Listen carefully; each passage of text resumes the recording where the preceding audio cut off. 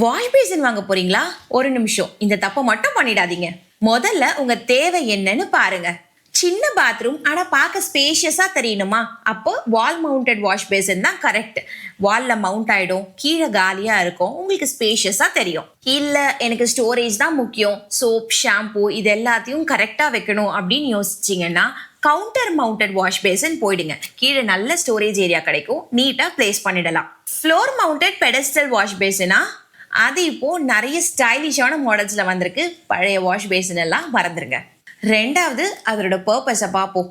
கன்ஃபார்மாக 5 to 7 inches of depth இருக்கிற மாதிரி வாஷ் பேசின் வாங்குங்க. அப்போதான் அதனோட பர்பஸ் கரெக்டாக சர்வ் ஆகும். ஏன்னா ஆழம் கம்மியாக இருந்ததுன்னா கன்ஃபார்மாக வாட்டர் வெளியே தெறிக்க ஆரம்பிச்சிடும், பாத்ரூமில் தேவையில்லாமல் தண்ணி படும். ஆழம் ரொம்ப அதிகமாக இருந்தாலும் பார்க்கறதுக்கு நல்லா இருக்காது. முக்கியமான விஷயம் அதனோட மெட்டீரியல். காசு கம்மியாக கிடைக்குதுன்னு அக்ரிலிக் பக்கம் போயிடாதீங்க.